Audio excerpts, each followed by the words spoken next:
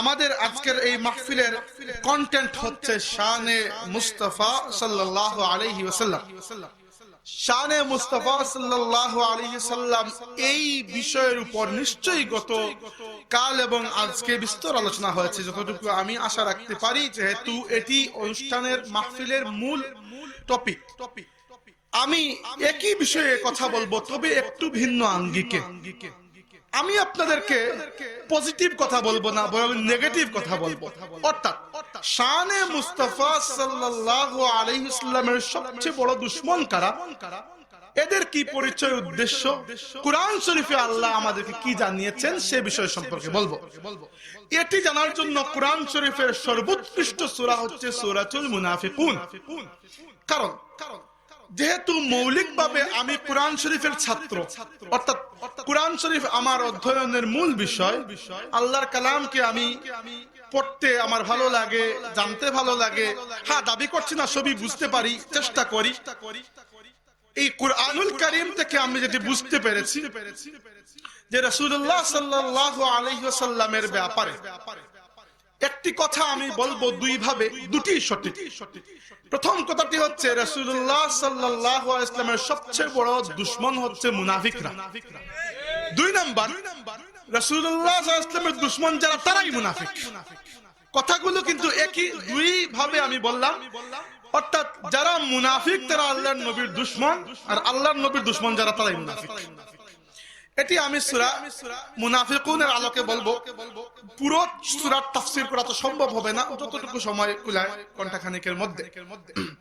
এর আগে আমরা এই সূরার প্রেক্ষাপট সম্পর্কে একটু জেনে নেই, কারণ এই সূরার প্রেক্ষাপটের মধ্যে শানে মুস্তাফা গভীরভাবে লুকিয়ে আছে। রাসূলুল্লাহ সাল্লাল্লাহু আলাইহি ওয়াসাল্লাম 6ষ্ঠ হিজরিতে, 6 নম্বর হিজরিতে সাহাবীদেরকে নিয়ে মুস্তালিক নামক একটি গোত্র এদের বিপক্ষে জিহাদ করতে গেছে। ওই যুদ্ধের নাম ছিল গাজওয়াতুল মুরাইসিয়া। ওই যুদ্ধে মুসলমানদের জন্য প্রচন্ড পানির সংকট দেখা দিল, পানি নেই। তো একটি পানির কূপ পাওয়া গেল, যেখানে দুজন সাহাবী পানি আনতে গেলেন। একজনের নাম ছিল জাহজাহ ইবনে সাদ, নামগুলো তো পরিচিত নয়। আরেকজনের নাম ছিল সামিত ইবনে উবর। একজন ছিলেন মুহাজির সাহাবী, অর্থাৎ যিনি মক্কা শরীফ থেকে এসেছেন। আরেকজন ছিলেন আনসার সাহাবী, যিনি মদিনার। পানি আনতে গিয়ে এদের মধ্যে ঝগড়া বেঁধে গেল, এবং কিছুক্ষণের মধ্যে ঝগড়া খারাপ ভাবে রূপ নিল, এবং যিনি মুহাজির মক্কি সাহাবী জাহজাহ ইবনে সাদ, তিনি প্রায় ঘুষি মেরে ওই আনসার সাহাবীর নাক ফাটিয়ে দিলেন। অর্থাৎ মাঝে মধ্যে হয় না এরকম, আমাদের মেজাজ, আমাদের সহ্যের বারে চলে যায়, হয়ে গেল। এবার এতটুকু পর্যন্ত হওয়া খুব স্বাভাবিক মানবিক বিষয়, মানুষের মধ্যে হতে পারে। কিন্তু বিষয়টি আল্লাহর হিকমত, শয়তানের ওয়াসওয়াসায় এর চেয়ে খারাপ হয়ে গেল। কি হলো? যাকে প্রহার করা হয়েছে, আনসার বা মাদানী সাহাবী, তিনি ডাক দিয়ে দিলেন যে আমার মদিনার সাহাবী কারা কারা আসো, চলো আমার সাথে, আমাকে মারা হয়েছে। এটি তিনি উচিত করেননি, এরকম গোত্রের নাম ধরে ডাকা উচিত হয়নি, কিন্তু করা হয়েছিল। এবারে মদিনার সাহাবী সবাই একত্রিত হয়ে গেলেন। ওই মক্কি সাহাবী চিন্তা করলেন আমি তো একা, তিনি ডাক দিলেন আমার মক্কি ভাইয়েরা কারা আছো, চলো। এবার একটি পানির কূপে দুজন মানুষের মধ্যে স্বাভাবিক একটি ঝগড়াকে কেন্দ্র করে খুদ মুহাম্মদুর রাসূলুল্লাহ সাল্লাল্লাহু আলাইহি ওয়াসাল্লামের তরবিয়ত প্রাপ্ত সাহাবীরা একে অন্যের বিপক্ষে দাঁড়িয়ে গেলেন। চিন্তা করেন দৃশ্যটি আল্লাহর নবীর জন্য কতটুকু কষ্টকর ছিল। তো এই দৃশ্য তো রাসূল সাল্লাল্লাহু আলাইহি ওয়াসাল্লামের দৃষ্টিগোচরে পৌঁছাতে দেরি হয়নি। আল্লাহর নবী সাল্লাল্লাহু আলাইহি ওয়াসাল্লাম তড়িঘড়ি করে তাঁবু থেকে বেরিয়ে আসলেন। বেরিয়ে এসে দেখেন অবস্থা আরো খারাপ। যে যার যারই দল, যার যার গোত্র, যার যার বংশের নামে মিছিল দিচ্ছে। এত বড় সাহস, এই দলের মানুষরা আমার উপর হামলা করলো, এত বড় সাহস। তেমন কোন ঘটনা নয়, মানবিক একটি স্কারমিশ। রাসূলুল্লাহ সাল্লাল্লাহু আলাইহি ওয়াসাল্লাম বললেন দাউহা ফাইন্নাহা মুনতিনা, বাদ দাও তোমরা এগুলো, এগুলো হচ্ছে বিশ্রী কুৎসিত বিষয়। আমি এখনো তোমাদের মধ্যে জীবিত আছি, আর তোমরা গোত্রে গোত্রের মধ্যে সংঘর্ষ বাঁধিয়ে দিয়েছো। তোমরা আমার কাছ থেকে তরিকত প্রাপ্ত, কাল দুনিয়া থেকে বিদায় নেওয়ার সময় আমি ইসলামকে তোমাদের হাতে আমানত রেখে যাব। আল্লাহর দ্বীনকে আল্লাহর জমিনে ছড়িয়ে দেবে তোমরা, আর আমি তোমাদের মধ্যে এখনো আছি। আর তোমরা মুহাজির এবং আনসার, আমি তোমাদের মধ্যে ভ্রাতৃত্ব বন্ধন করেছিলাম, তোমরা একে অন্যের বিরুদ্ধে দাঁড়িয়ে আছো। এবার সাহাবী তো সাহাবী, সাহাবীদের ঈমান তো ঈমান, সাথে সাথে ক্ষমা চাইলেন, ইয়া রাসূলুল্লাহ আমাদের ভুল হয়েছে, আর কখনো হবে না। এবং খোদার কসম জীবনে আর কখনো এরকম ঘটনা হয়নি। কিন্তু এই এখানে এসে সমস্যা। মদিনার সাহাবীদের মধ্যে এক মুনাফিক ছিল, যাকে আমরা সবাই চিনি, নাম ছিল আব্দুল্লাহ ইবনে উবাই ইবনে সেলুল। এই ব্যক্তি হচ্ছে প্রকাশ্য মুনাফিক। মুনাফিক কাকে বলে, এরা কত প্রকার থাকে সেটি আমি বলবো, আপাতত এই সূরার প্রেক্ষাপট জেনে নিন। ওই আব্দুল্লাহ ইবনে উবাই ইবনে সেলুল দেখলো যে এই ঘটনাকে কেন্দ্র করে রাসূলুল্লাহ সাল্লাল্লাহু আলাইহি ওয়াসাল্লামের সাথে আমার পুরানো দুশমনি মেটানোর একটি সুযোগ পাওয়া গেছে।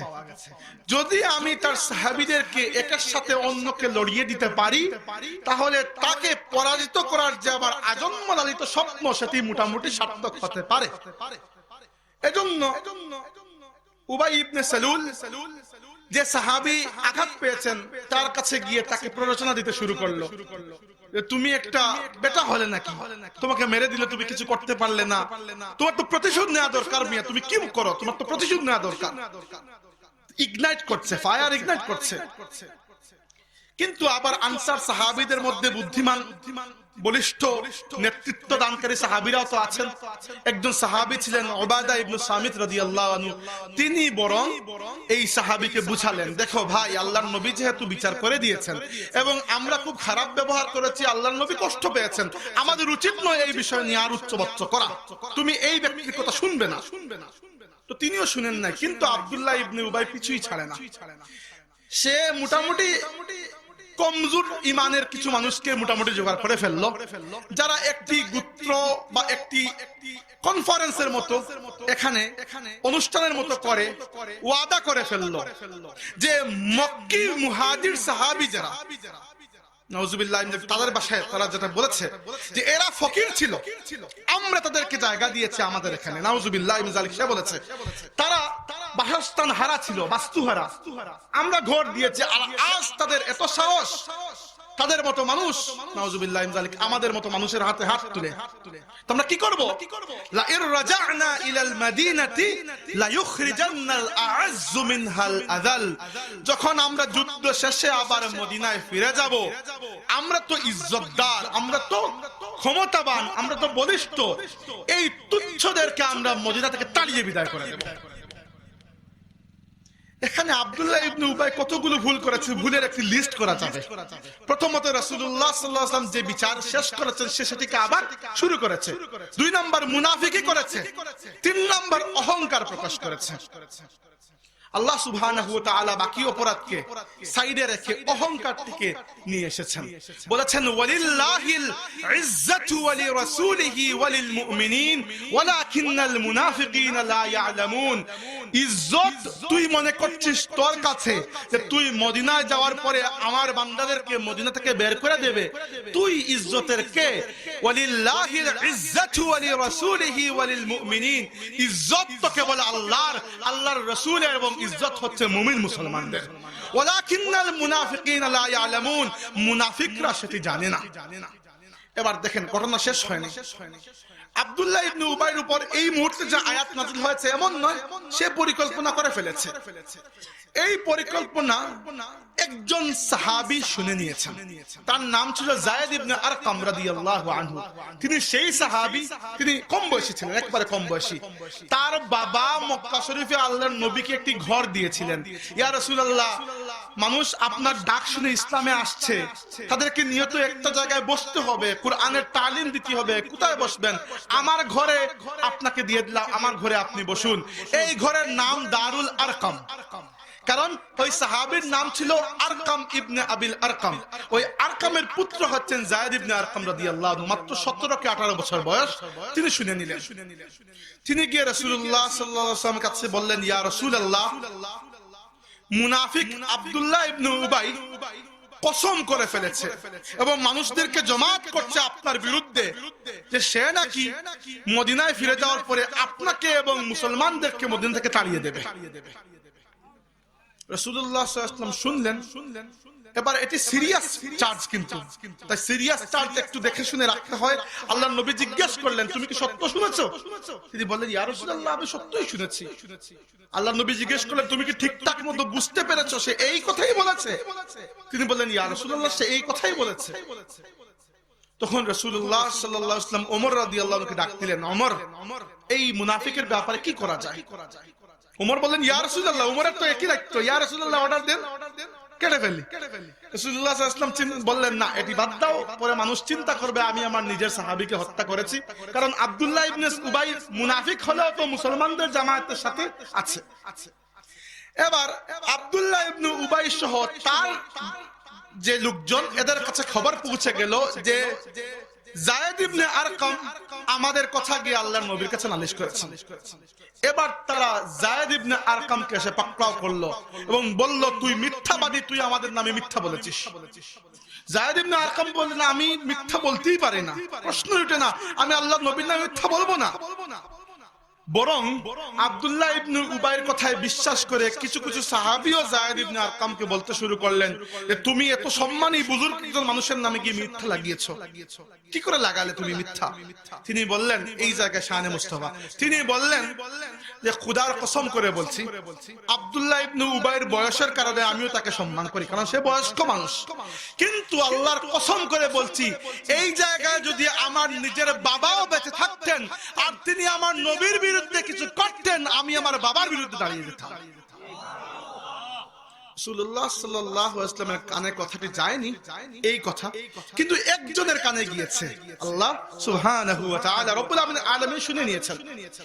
এবার আব্দুল্লাহ ইবনে উবাই যায়েদ ইবনে আরকাম রাদিয়াল্লাহু আনহুর বিরুদ্ধে প্রচারণা শুরু করেছে যে এই ব্যক্তি আমাদের মধ্যে সমস্যা বাঁধাচ্ছে, এই বালক আমাদের নামে গিয়ে আল্লাহর নবীর কাছে মিথ্যা নালিশ করছে। যদিও রাসূলুল্লাহ সাল্লাল্লাহু আলাইহি ওয়াসাল্লাম জানেন যে কার অন্তরে কি আছে, অবশ্যই জানেন, কিন্তু আল্লাহর নবী চাচ্ছেন যে আমি যায়েদ ইবনে আরকামের সার্টিফিকেট দেব না, যায়েদ ইবনে আরকামের সত্যের সার্টিফিকেটের জন্য আমি অপেক্ষা করব যতক্ষণ না রব্বুল আলামিন কুরআন অবতীর্ণ করে আমার সাহাবী যায়েদ ইবনে আরকামের সত্যতা ঘোষণা করেন। এবার যায়েদ ইবনে আরকাম রাদিয়াল্লাহু আনহুর প্রাণ অষ্টাগত মানুষের কটূক্তি শুনতে, কারণ এখনো তো আল্লাহর পক্ষ থেকে কোনো বিবৃতি আসে নাই যে কে সত্য বলেছে কে মিথ্যা বলেছে। পুরো সফর আল্লাহর নবী তার সাহাবীকে প্রটেক্ট করেছেন, যায়েদ ইবনে আরকামকে নিজের কাছ থেকে সরতে দেননি। যায়েদ রাদিয়াল্লাহু আনহু বলেছেন, হাদিস বুখারী, মুসলিম, তিরমিজি, নাসাই চারটি কিতাবের মধ্যে এই তাফসীর হাদিসের এই আয়াতের তাফসীরের ব্যাপারে হাদিস রয়েছে। যায়েদ বলেছেন, আমি পুরো সফর আল্লাহর নবীর ঘোড়ার সাথে উটের আমার উটের গা লাগিয়ে ঘেসে ঘেসে হেঁটেছি, একটু দূরে যাবো তারা আমাকে মেরে ফেলতে পারে, বয়স 17-18 মাত্র, এবং অনবরত কাঁদছেন আল্লাহর দরবারে, রব্বুল আলামিন আমি তোমার নবীর মহব্বতে সত্য বলেছি, ভয় পাই নাই, আমি জানি আমাকে মদিনায় ফিরে যেতে হবে, সেখানে আমার চেয়ে আব্দুল্লাহ ইবনে উবাইয়ের পার্টি অনেক বড়, আমার বয়স কম, টাকা পয়সা কম, ক্ষমতা কম, তার সবকিছু বেশি, তবুও একমাত্র তোমার নবীর মহব্বতে, একমাত্র মুসলমানদের জামাতকে টিকিয়ে রাখার জন্য আল্লাহ আমি এই সত্য বলার রিস্ক নিয়েছি, তুমি আল্লাহ আমার সত্যতা ঘোষণা করো। এরকম আল্লাহর প্রতি এরকম দাবি করতে হলে তো নিজেকে একটা পর্যায়ে নিয়ে যেতে হয়। আল্লামা ইকবাল रहमतुल्लाह अलैहि বলেছিলেন, खुदी का कर बुलंद इतना कि हर तकदीर से पहले खुदा बंदे से खुद पूछे बता तेरी रजा क्या है। নিজেকে আল্লাহর এত করিব করে ফেলো, এত মহব্বতের মধ্যে নিয়ে যাও, এত উপরে নিয়ে যাও যেন তোমার তাকদীর লেখার আগে আল্লাহ তোমাকে জিজ্ঞাসা করেন, বলো বান্দা তোমার ইচ্ছা কি। অর্থাৎ ফিজিক্যালি জিজ্ঞেস করবেন না, কিন্তু তুমি যেন দোয়া করলে আল্লাহ সেই দোয়া কনসিডার করেন। এরকম মানুষও আছে, কিন্তু মধ্যখানে বলে যায়। হঠাৎ মনে হলো সহিহ বুখারী কিতাবুল জিহাদ অধ্যায়ের মধ্যে হাদিস রয়েছে, আল্লাহর নবীর এক সাহাবী আনাস ইবনে নাদর রাদিয়াল্লাহু আনহু একবার তিনি বসে আছেন, একটি বিচার আসলো আল্লাহর নবীর কাছে। তো বিচারের রায় দেয়া হলো, রায়ে যিনি অপরাধ করেছেন তিনি শাস্তি পাবেন। আনাস ইবনে নাদর রাদিয়াল্লাহু আনহু কি মনে করে বলে দিলেন যে আমি আল্লাহর কসম করে বলছি ওই ব্যক্তির শাস্তি হবে না। সাহাবীরা অবাক, আল্লাহর নবী শাস্তির রায় দিয়ে দিয়েছেন, আপনি কিভাবে কসম করেন? অদ্ভুত বিষয়। কিছুক্ষণের মধ্যে ভুক্তভোগী যে তিনি আসলেন এবং এসে বললেন, ইয়া রাসূলুল্লাহ, আমি চিন্তা করেছি বিচারের দরকার নাই, আমি আমার বোনকে মাফ করে দিলাম। তিনি আগে কসম করে ফেলেছিলেন, আল্লাহ পরে ঘটনা ঘটিয়েছেন। রাসূলুল্লাহ সাল্লাল্লাহু আলাইহি ওয়াসাল্লাম বললেন যে ইন্না মিন ইবাদিল্লাহি মান লাউ আকসামা আলাল্লাহি লা আবাররা। আল্লাহর বান্দাদের মধ্যে এমন কিছু মানুষ আছে দেখে বোঝা যায় না, সাধারণভাবে চলাফেরা করে, কিন্তু যখন আল্লাহর নামে দাবি করে কিছু বলে ফেলে আল্লাহ তার দাবির ইজ্জত রেখে দেন। আল্লাহর নবী সাল্লাল্লাহু আলাইহি ওয়াসাল্লামের ইন্তেকালের অনেক পরে, আবু বকর রাদিয়াল্লাহু আনহুর ইন্তেকালের পরে, উমর রাদিয়াল্লাহু আনহুর খেলাফত কালে মুসলমানরা কাদেসিয়ার যুদ্ধে গিয়েছেন, পারস্য সাম্রাজ্যের বিরুদ্ধে। সবগুলো শহর বিজয় করেছেন, একটি শহর তুস্তার, এটি বিজয় করা সম্ভব হচ্ছে না। ওই সাহাবী আনাস ইবনে নাদর তিনিও উপস্থিত যুদ্ধে, বয়স্ক মানুষ। অনেক দিন ধরে তুস্তার শহর বিজয় করতে না পেরে একবার সাহাবীরা চিন্তা করলেন যে আমাদেরকে অন্য পন্থা বাছাই করতে হবে। সবাই কমান্ডার সহ আসলেন আনাস ইবনে নাদর রাদিয়াল্লাহু আনহুর কাছে, এসে বললেন, আপনার ব্যাপারে আল্লাহর নবীর সার্টিফিকেট আছে, আপনি কসম করলে আল্লাহ ফিরান না, আপনি কসম করে বলে দেন কালকে আমরা তুস্তার বিজয় করব, ইনশাআল্লাহ তুস্তার বিজয় হয়ে যাবে। সাহাবীদের ভরসা দেখেন। এবার আনাস ইবনে নাদর রাদিয়াল্লাহু আনহু এটি জানতেন যে যেহেতু মুহাম্মদুর রাসূলুল্লাহ তাকে সার্টিফিকেট দিয়েছেন, তার কথায় কাজ হবে। কিন্তু সমস্যা হচ্ছে, কথায় কাজ হলে কাল থেকে মানুষ তার কাছে ফু, তাবিজ, তেল পোড়া, পানি পোড়া নিতে শুরু করবে। তিনি এটি আবার পছন্দ করলেন না। এজন্য আল্লাহর বান্দার ঈমান দেখেন, তিনি কসম করে বললেন যে আমি আল্লাহর কসম করছি আগামীকাল আল্লাহ তুস্তার বিজয় দান করবেন, এবং কসম করছি আগামীকালকে আমি শহীদ হয়ে যাব। পরের দিন তুস্তারও বিজয় হলো, তিনিও শহীদ হয়ে গেলেন। ইন্না মিন ইবাদিল্লাহি মান লাউ আকসামা আলাল্লাহি লা আবাররা। মুসলিম শরীফে আরেকটি হাদিস রয়েছে, রুব্বা আশআসা আকবারা মাদফুউন বিল আবওয়াব লাউ আকসামা আলাল্লাহি লা আবাররা। এমন কিছু মানুষ রয়েছে, উস্কো খুস্কো চুল, মলিন ছেঁড়া ফাটা কাপড়, মানুষের দুয়ারে দুয়ারে ফিরে, অর্থাৎ সভ্য ভদ্র সমাজে কেউ জায়গা দেয় না। আমাদের সুন্দর সুন্দর মাহফিলগুলোতে আমরা এই সকল মানুষকে পাগল ভেবে বের করে দেই, কেউ জায়গা দেয় না। কিন্তু লাউ আকসামা আলাল্লাহি লা আবাররা, আল্লাহর নামে কিছু বলে ফেললে আল্লাহ সেই কথার ইজ্জত রাখেন। এবার যেটি বলতে চাচ্ছিলাম, যায়েদ ইবনে আরকাম রাদিয়াল্লাহু আনহু কিন্তু রাসূলুল্লাহ সাল্লাল্লাহু আলাইহি ওয়াসাল্লামের মহব্বতে এত বড় রিস্ক নিয়েছেন এবং তার তাওয়াক্কুল আল্লাহর উপর দেখুন। তিনি নিজেও আল্লাহর নবীকে বলেন না, ইয়া রাসূলুল্লাহ আপনি কেন বলেন না এদেরকে কে সত্য কে মিথ্যা, আপনি তো জানতেন। কিন্তু যায়েদ ইবনে আরকাম এই ছোট্ট বাচ্চা, তিনিও জানেন যে যেহেতু আমি আল্লাহর নবীর মহব্বতে এত বড় রিস্ক নিয়েছি, সুতরাং আল্লাহ আমার সাথে আছেন, আল্লাহ আমার সাথে আছেন। কারণ এই শিক্ষা তিনি জানতেন। দেখেন, হিজরত করার সময় রাসূলুল্লাহ সাল্লাল্লাহু আলাইহি ওয়াসাল্লাম এবং আবু বকর রাদিয়াল্লাহু আনহু চলছেন, মত তো দুজন। আবু বকর রাদিয়াল্লাহু আনহু একবার আল্লাহর নবীর পেছনে যান, একবার সামনে আসেন, একবার ডানে একবার বামে, এরকম করতে থাকছেন। রাসূল সাল্লাল্লাহু আলাইহি ওয়াসাল্লাম জিজ্ঞেস করলেন, আবু বকর কি করছো এগুলো?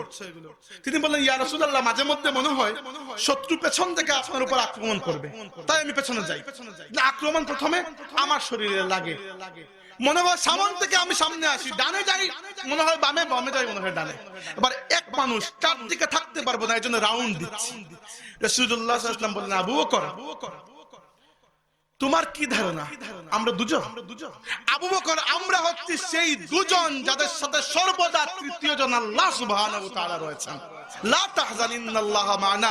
তো যায়েদ ইবনে আরকামের মনের মধ্যে তো ওই শিক্ষাটি আছে যে আল্লাহর নবী অলরেডি আমাদেরকে এই শিক্ষা দিয়ে দিয়েছেন, আল্লাহর নামে রিস্ক নিলে সেই রিস্কের মর্যাদা আল্লাহ রাখেন, তাই না? একটি ছোট্ট ঘটনা মাঝখান থেকে বলে দেই, পরে আসছি এদিকে, তাহলে বুঝতে সুবিধা হবে আপনাদের। যখন কোরআন নাজিল হতো প্রথম দিকে, রাসূলুল্লাহ সাল্লাল্লাহু আলাইহি ওয়াসাল্লাম কাবা শরীফের পাশে গিয়ে, তখন নামাজ ফরজ হয়নি। নামাজ বলতে ছিল কিয়ামুল লাইল, তাহাজ্জুদ, আর এমনিতে সকালে 2 রাকাত বিকালে 2 রাকাত নফল হিসাবে, নামাজ তখনও ফরজ হয় নাই। তো রাসূল সাল্লাল্লাহু আলাইহি ওয়াসাল্লাম কাবা শরীফের পাশে গিয়ে নামাজে দাঁড়িয়ে যে আয়াতগুলো তিলাওয়াত নাজিল হয়েছে সেগুলো তিলাওয়াত করতেন। এবার কাফিররা জানতো যে মুহাম্মদুর রাসূলুল্লাহর জবান থেকে তিলাওয়াত যখন বের হয় আর যদি সেটা কান দিয়ে প্রবেশ করে অন্তরে গিয়ে পড়ে যায় তাহলে অন্তরে ঈমান সৃষ্টি হয়ে যাবে।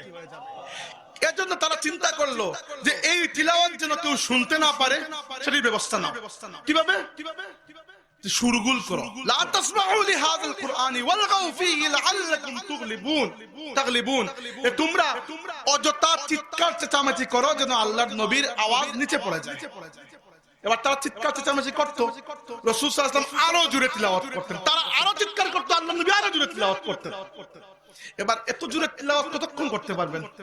ফুসফুসের মধ্যে ইয়ে শুরু হবে, মানে একটু চাপ সৃষ্টি হবে, বুকে ব্যথা শুরু হবে। আল্লাহ তার হাবিবের মহব্বতে আয়াত নাজিল করলেন, ওয়ালা তাজহার বিসলাতিকা ওয়ালা তুখাফিত বিহা ওয়াবতাগি বাইনা যালিকা সাবিলা। ইয়া রাসূলুল্লাহ, কষ্ট করে এত জোরে তিলাওয়াত করার দরকার নাই, আর একেবারে মনে মনেও দরকার নেই, মিডিয়াম ব্যালেন্স দিয়ে পড়েন, পৌঁছানোর দায়িত্ব আমি আল্লাহ, আমি পৌঁছে দেব। আল্লাহ নবী পড়তেন। সাহাবীরা চিন্তা করলেন, সাহাবী বলতে মনে করবে না কয়েক লক্ষ সাহাবী, তখন সময় সাহাবীর সংখ্যা 20 জন আর 25 জন মাত্র।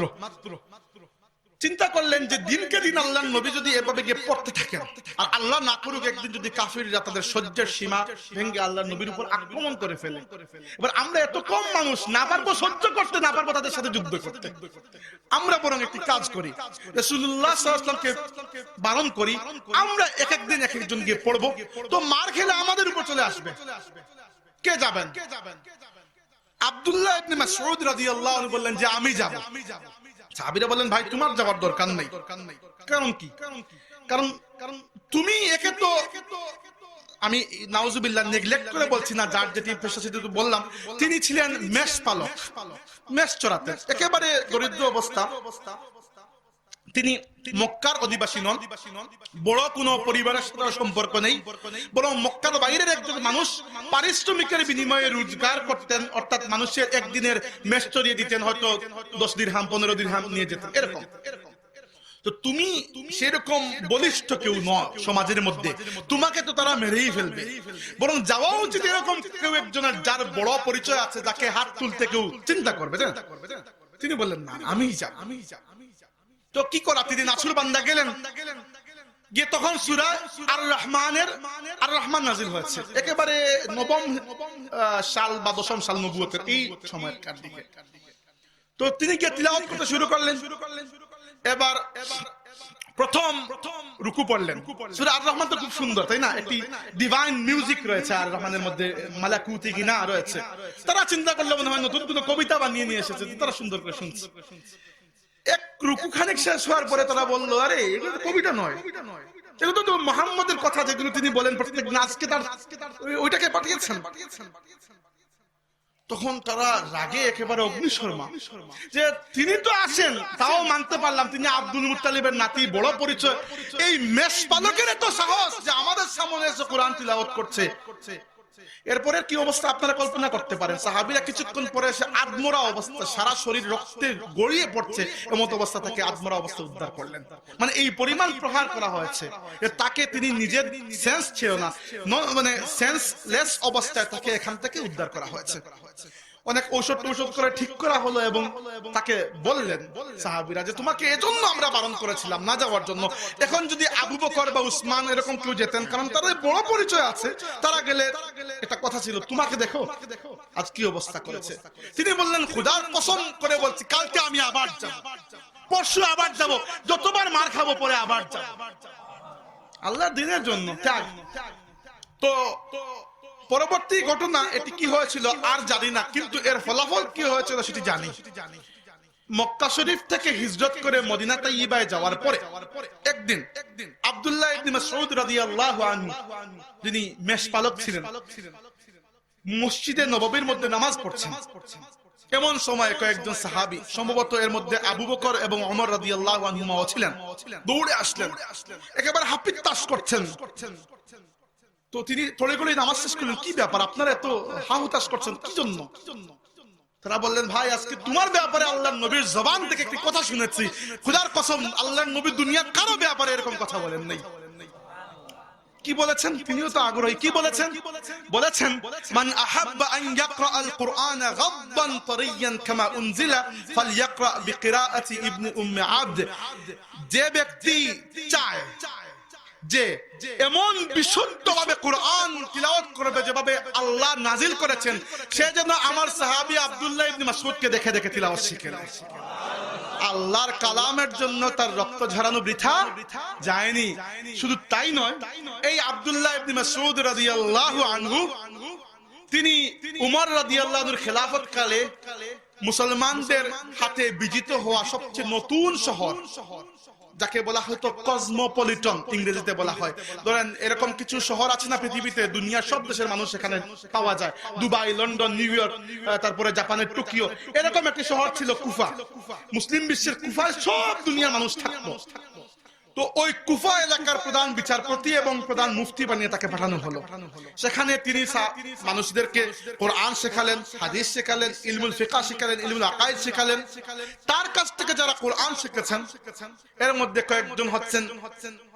একজন হচ্ছেন আবু আব্দুর রহমান সুলামি, আরেকজন হচ্ছেন যার ইবনে হুবাইস, আরেকজন হচ্ছেন ইয়াহইয়া ইবনে ইয়াহইয়া, সম্ভবত এরকম কয়েকজন। এদের কাছ থেকে কুরআনুল কারীম তিলাওয়াত শিখেছেন ইমাম আসিম ইবনে আবি নুজদ।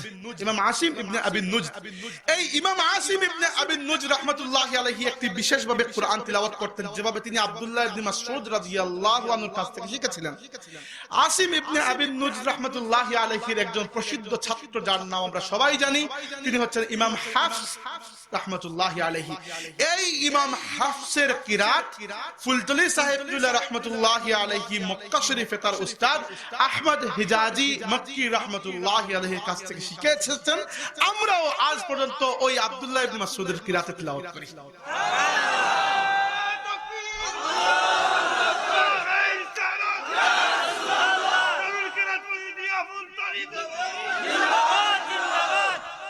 এখন বলছিলাম যে আল্লাহর জন্য ত্যাগ বৃথা যায় না।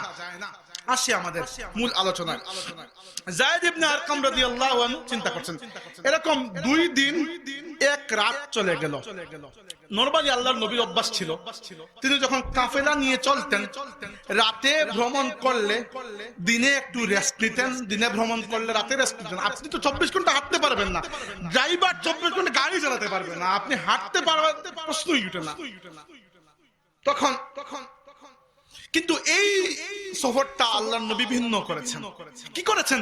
দিন রাত পথ চলছেন। উদ্দেশ্য কি? উদ্দেশ্য হচ্ছে মানুষ যেন আমার যায়েদ ইবনে আরকামের ব্যাপারে কোনো ধরনের ষড়যন্ত্র করার সুযোগ না পায়। রাসূল সাল্লাল্লাহু আলাইহি ওয়াসাল্লাম তাদেরকে ক্লান্ত করে রেখেছেন যে সবাই হাঁটতে থাকো, আর যায়েদ ইবনে আরকামকে কেউ যেন ছুঁয়েও না দেখে।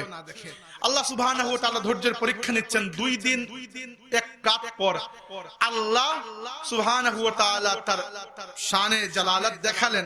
যায়েদ ইবনে আরকাম নিজে বলেছেন, জামিয়া তিরমিজিতে হাদিস রয়েছে যে হঠাৎ করে আমি আল্লাহর নবীর একেবারে পাশে, দূরে সরছি না, কারণ দূরে সরলে মেরে ফেলবে আমাকে, আর দোয়া করছি রব্বুল আলামিন তোমার নবীর মহব্বতে I have taken the risk, আমি এই ঝুঁকি নিয়েছি, আমাকে সাহায্য করো। এক সময় দেখলাম রাসূলুল্লাহ সাল্লাল্লাহু আলাইহি ওয়াসাল্লামের চেহারা মুবারক একটু লালটে হচ্ছে, কপাল ঘামছে, তিনি একটু উবু হয়েছেন, উট তার ভার বহন করতে পারছে না। এবার আমরা জানতাম এগুলো ওহী নাজিল হওয়ার পদ্ধতি, কারণ ওহী নাজিল হলে রাসূল সাল্লাল্লাহু আলাইহি ওয়াসাল্লাম একটু ঘেমে যেতেন, ক্লান্ত হয়ে যেতেন আল্লাহর কালামের ওজনে। তার ঈমান দেখেন, তিনি বলেন যে আমি নিশ্চিত ছিলাম ওহী আমার ব্যাপারে আসছে, আমি নিশ্চিত ছিলাম ওহী আমার ব্যাপারে আসছে। এবার তিনি নিশ্চিত ছিলেন, ঠিক আছে, কিন্তু তিনি এতটুকু বুঝতে পারেননি আল্লাহ সুবহানাহু ওয়া তাআলা এখানে যে কেবল তাকে রক্ষা করেছেন তা নয়, এবং কেবল যে আব্দুল্লাহ ইবনে উবাইর একটি অপরাধকে চিত্রিত করেছেন তা নয়, বরং পুরো মুনাফিক জাতির কলসি আল্লাহ উল্টিয়ে দিয়েছেন এক সূরার মধ্যে। কি করে কি না করে সবকিছু। অর্থাৎ তারা এই সূরা নাযিল হওয়ার পরে তারা খামোখা তারা মাথা চুলকিয়েছে যে একটি অপরাধ করতে গেলাম পুরো বালতি আল্লাহ উল্টিয়ে দিলেন, না করতাম বেঁচে যেতাম। এবার আসেন সূরায় আমরা একটু আগাই। আল্লাহ বলেছেন যে ইজা জাআকাল মুনাফিকুনা ক্বালু নাশহাদু ইন্নাকা লারাসূলুল্লাহ। এটি আব্দুল্লাহ ইবনে উবাই সহ মুনাফিকদের অভ্যাস ছিল। কি অভ্যাস? তারা আল্লাহর নবীর কাছে আসতো। ধরেন রাসূলুল্লাহ সাল্লাল্লাহু আলাইহি ওয়াসাল্লাম জুমার দিন মিম্বরে দাঁড়িয়েছেন খুতবা দেওয়ার জন্য, আব্দুল্লাহ ইবনে উবাই সবার আগে। কারণ কি? জুমার নামাজ তো বেনামাজিও পড়ে, এমনিতে ফজরের নামাজে মুসল্লির সংখ্যা 4 জনের বেশি হয় না, কিন্তু জুমার নামাজে একেবারে টাকনুর নিচে প্যান্ট ছেঁচড়িয়ে নামাজে চলে এসেছে। তাও ভালো, পড়েন, নামাজ বাদ দিবেন না।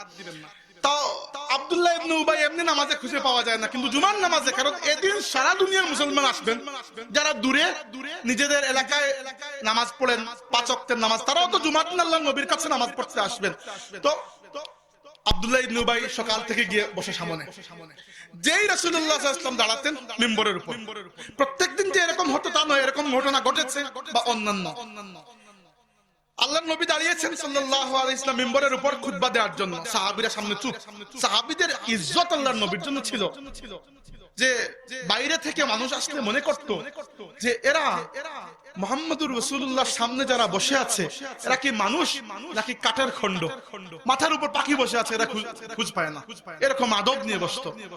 আব্দুল্লাহ ইবনে উবাই দাঁড়িয়ে যেত, দাঁড়িয়ে বলতে, খবরদার চুপ করো, আল্লাহর নবী খুতবা দেবেন, তোমরা কি জানো ইনি আল্লাহর নবী? কাকে বলছে? আবু বকর, উমর, ওসমান, আলী রাদিয়াল্লাহু আনহু, যারা ইসলামের জন্য জীবন কুরবান করে এসেছেন তাদেরকে। এবার মানে নিজের একটু বড়ত্ব প্রকাশ করা, আল্লাহ এই বালতি উল্টিয়ে দিয়েছেন। ইযা জাআকাল মুনাফিকুনা ক্বালু নাশহাদু ইন্নাকা লারাসূলুল্লাহ, মুনাফিকরা যখন আপনার কাছে আসে তারা কসম করে বলে যে আমরা সাক্ষী দিচ্ছি আপনি আল্লাহর রাসূল। ওয়াল্লাহু ইয়ালামু ইন্নাকা লারাসূলুহু, আল্লাহ খুব ভালো করেই জানেন আপনি আল্লাহর রাসূল। ওয়াল্লাহু ইয়াশহাদু ইন্নাল মুনাফিকিনা লাকাযিবুন, আর আল্লাহ সাক্ষী দিচ্ছেন এই মুনাফিকরা মস্ত বড় বেঈমান। এবার মুনাফিক নিয়ে একটু কথা বলি। মুনাফিক কারা? মুনাফিক প্রধানত আমি যেটি কোরআন শরীফ থেকে খুঁজে বের করেছি, এটি কোনো কিতাবে লেখা নাই, আপনারা চাইলে রাখতে পারেন, ফেলে দিতে পারেন, আমার গবেষণা। মুনাফিক 3 স্তরের ছিল আল্লাহর নবীর সময়, 3 ধরনের। এক ধরনের মুনাফিক যারা সবচেয়ে বড় মুনাফিক, যারা ইচ্ছা করে ইসলামের সাথে দুশ্মনী পোষণ করার জন্য মনের মধ্যে কুফরকে জিইয়ে রেখে ইসলামে প্রবেশ করেছিল মিথ্যার জন্য। এই সকল মুনাফিকের সংখ্যা খুব কম ছিল, 7-8 জন সর্বোচ্চ। আব্দুল্লাহ ইবনে উবাইয়ের মতো 2-4 মানুষ, এরকম মুনাফিকের সংখ্যা কম ছিল। কুরআন শরীফে আল্লাহ এদের ব্যাপারে বলেছেন যে তাদেরকে যখন বলা হয় তোমরা ঈমান আনো, তখন তারা বলে যে আমরা ঈমান এনেছি, কিন্তু তারা তারপরেও মুমিন হতে পারে না। ওয়াইজা কিলা লাহুম আমিনু কামা আমানান নাসু ক্বালু আনুমিনু কামা আমানাস সুফাহা ওয়াইজা লাকুল লাযিনা আমানু ক্বালু আমান্না, ঈমানদারদের সাথে মিললে তারা বলে আমরা তো বড় মুমিন, আর যখন তাদের বন্ধুদের সাথে মিলে বলে আরে না আমরা এদেরকে ধোঁকা দিচ্ছি। আসলে তারা নিজেদেরকেই ধোঁকা দিচ্ছে। আল্লাহ সুবহানাহু ওয়া তাআলা এখানে তাদের এই বিষয়টি আমাদেরকে জানিয়েছেন, ওয়া ইযা জাউকুম ক্বালু আমান্না ওয়া ক্বাদ দাখালু বিল কুফরি ওয়া হুম খারাজু। তারা কি করে? কুফর অন্তরের মধ্যে লুকিয়ে ঈমানে প্রবেশ করে এবং এরপরে বেরিয়ে যায়। আপনারা চিন্তা করবেন যে এত কষ্ট করা দরকার কি? কাফির থাকলেই তো হতো। উদ্দেশ্য হচ্ছে শানে মুস্তাফার সাথে বেঈমানি। কিভাবে? তারা চিন্তা করত যে আমরা যদি আজ সকালে গিয়ে খুব গুরুত্বের সাথে আল্লাহর নবীর হাতে হাত দিয়ে ইসলাম কবুল করি, তাহলে মানুষ মনে করবে নিশ্চয়ই মুহাম্মদ সাল্লাল্লাহু আলাইহি ওয়াসাল্লামের মধ্যে সত্যতা আছে। আমি যখন কবুল করে ফেলেছি, বিকালে কি করব? আমি বেরিয়ে আসবো, বেরিয়ে এসে মানুষকে বলবো না না না না ইনি খুব খারাপ মানুষ। তো কি হবে? মানুষ চিন্তা করবে আরে এই লোক নিশ্চয়ই সত্য কথা বলছে, সে ভিতরে গিয়ে দেখে এসেছে। এইভাবে আমি আল্লাহর নবীকে বদনাম করতে পারবো। নাউজুবিল্লাহ। এরকম পর্যায়ে কিছু মুনাফিক ছিল, এর মধ্যে একজন আব্দুল্লাহ ইবনে উবাই। এই হচ্ছে মুনাফিকের প্রথম ক্যাটাগরি, কট্টর মুনাফিক যারা। 2 নম্বর ক্যাটাগরির মুনাফিক হচ্ছেন এরা আসলে মুনাফিক বলতে ইসলামে যখন প্রবেশ করেছেন বুঝতে পারেননি, এমনি কবুল করে নিয়েছেন, কিন্তু যখন আল্লাহর দ্বীনের জন্য ত্যাগ স্বীকার করার প্রয়োজন হয়েছে এরা চিন্তা করেছেন হায় হায় কি কষ্ট, আল্লাহর রাস্তায় জানও কুরবান করতে হয়, মালও কুরবান করতে হয়, এত কিছু কিভাবে করব? রাসূলুল্লাহ সাল্লাল্লাহু আলাইহি ওয়াসাল্লাম সাহাবীদেরকে বলেছেন যে আল্লাহ সুবহানাহু ওয়া তাআলা তোমাদের প্রত্যেকের জন্য তাবুক যুদ্ধে অংশগ্রহণ করাকে ফরজ করে দিয়েছেন। এবার সমস্ত সাহাবী অংশগ্রহণ করছেন, তখন মুনাফিকরা একে একে আসতে শুরু করলো এবং এসে বাহানা দিতে শুরু করলো, ইয়া রাসূলুল্লাহ আমার তো স্ত্রী খুব অসুস্থ, ইয়া রাসূলুল্লাহ আমার পায়ে খুব ব্যথা, এটা সেটা।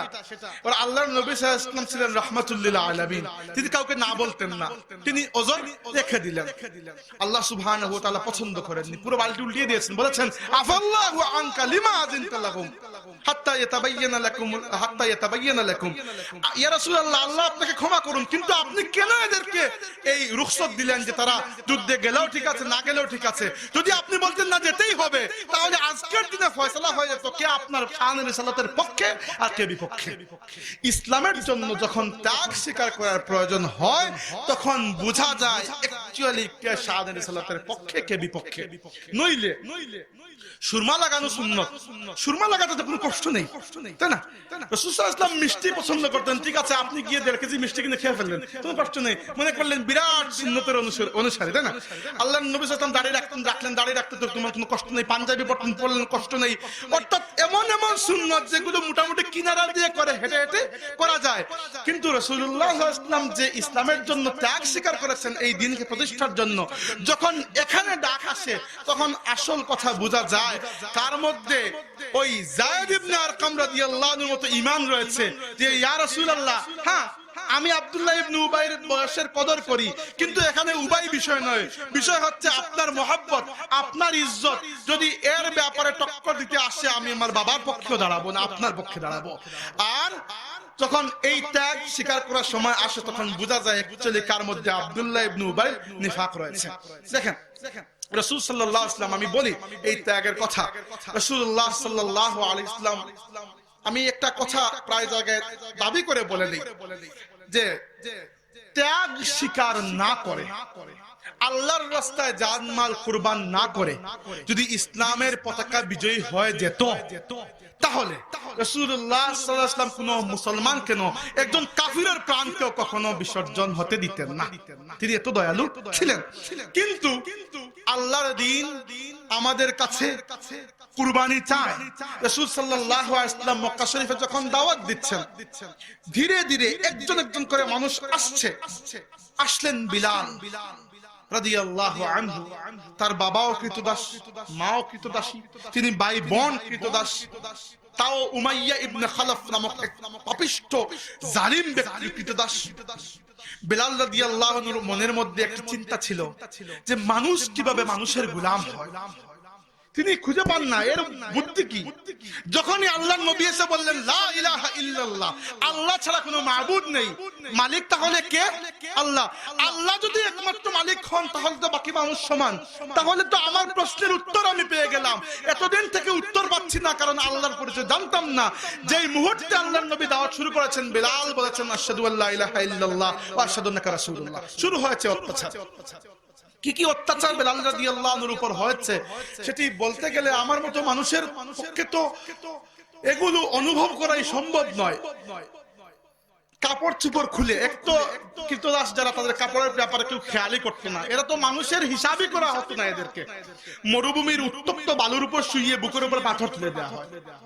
এবং মক্কা শরীফের ছোট ছোট বাচ্চা যারা, একেবারে এদের হাতে ব্লেড দিয়ে বলা হতো তোমরা বেলালের সাথে যা ইচ্ছা করো, তারা ব্লেড দিয়ে কাটতো। গলায় দড়ি বেঁধে মক্কার রাস্তায় এরকম টানে টেনে ঘুরে বেড়াতো। আজ পর্যন্ত মক্কা শরীফের রাস্তা মেইন রোড ছেড়ে যখন আপনি অলিগলিতে যাবেন, এখনো পর্যন্ত অনেক পাথুরে, অনেক চিকন পাথর যেগুলো শরীরে লাগে, কিন্তু সেই সময়কার অবস্থা চিন্তা করেন। বিলাল রাদিয়াল্লাহু আনহুকে একটি সারা শর্ত দিয়েছিল যে বেলাল, তোমাকে আল্লাহকেও ছাড়তে হবে না, মুহাম্মদকেও ছাড়তে হবে না সাল্লাল্লাহু আলাইহি ওয়াসাল্লাম, তুমি কেবল বলো যে আল্লাহ ঠিক আর আমাদের দেবদেবীও ঠিক। অপশন দিচ্ছি তোমাকে, তোমাকে সহজ। এবার আল্লাহর নবী কিন্তু এই অপশন অলরেডি দিয়ে রেখেছেন। যদি প্রাণের উপর চলে আসে, সরি আল্লাহর নবী না, আল্লাহ সুবহানাহু ওয়া তাআলা খুদ কুরআন শরীফের আয়াত নাযিল করে, যদি প্রাণ বাঁচানোর জন্য হয়ে থাকে আর অন্তর যদি ঈমানের উপর থাকে, তাহলে তুমি বলে তোমার প্রাণটা বাঁচিয়ে চলে আসো। অনেক সাহাবী এভাবে প্রাণ বাঁচিয়েছেন। এর মধ্যে একজন হচ্ছে আম্মার ইবনে ইয়াসির রাদিয়াল্লাহু আনহু, প্রাণ বাঁচিয়েছেন। কিন্তু বিলাল রাদিয়াল্লাহু আনহুর মনেই যে নাই যে এক তুচ্ছ প্রাণের জন্য আমি কালিমাতে ঈমানকে অস্বীকার করব কিভাবে। ঈমান এরকম অন্তরের মধ্যে গিছে গিয়েছিল। বিলাল রাদিয়াল্লাহু আনহু জবান থেকে একটি কালিমা আহাদুন আহাদ, আহাদুন আহাদ, আহাদুন আহাদ, অনেক বছর পরের কথা, আব্দুল্লাহ ইবনে মাসউদ রাদিয়াল্লাহু আনহু জিজ্ঞেস করলেন তাকে, বিলাল, তোমাকে যখন মক্কার রাস্তায় এত জুলুম করা হতো, আমরাও তো দেখেছি, আল্লাহর তো অনেকগুলো নাম, তুমি কেবল আহাদ আহাদ এই নাম ধরে কেন ডাকতে? আফসোস, বেলাল কি জবাব দিলেন? দুঃখ লাগে। বেলাল বললেন, ভাই আমি তখন আল্লাহর এই একটি নাম ছাড়া আর কিছুই জানতাম না। সুবহানাল্লাহ। আমরা মনে করি বিরাট শিক্ষিত, ডক্টরেট, বিরাট ডিগ্রিধারী মানে বিরাট বড় মুত্তাকি। মুত্তাকি মানে এই নয় যার বড় বড় ডিগ্রি আছে। মুত্তাকি মানে সেই ব্যক্তি যে আল্লাহর দ্বীনের জন্য ত্যাগ স্বীকার করতে পারে, যে হককে হক এবং বাতিলকে বাতিল বলার যোগ্যতা রাখে, যে আল্লাহর কিতাব এবং আল্লাহর নবীর সুন্নাত দিয়ে সবকিছুকে পরিমাপ করতে পারে, কি ভুল হচ্ছে কি সঠিক হচ্ছে। দেখেন বিলাল রাদিয়াল্লাহু আনহুর উপর এই যে জুলুম হয়েছে, এর প্রতিদান কিরকম আল্লাহ দিয়েছেন। রাসূল সাল্লাল্লাহু আলাইহি ওয়াসাল্লামের জীবনের সবচেয়ে সুন্দরতম সময় ছিল মেরাজে, যখন তিনি আল্লাহর সাথে সাক্ষাৎ করেছেন। আল্লাহর সাথে সাক্ষাৎ করার পরে রব্বুল আলামিন তার নবীকে জান্নাত এবং জাহান্নাম পরিদর্শন করিয়েছেন। আল্লাহর নবী যখন জান্নাত পরিদর্শন করতে গিয়েছেন, হাদিস রয়েছে সহিহ বুখারী এবং সহিহ ইবনে হিব্বান, দুটি কিতাবের মধ্যে, একটির মধ্যে সংক্ষেপ আর একটির মধ্যে একটু বিস্তারিত।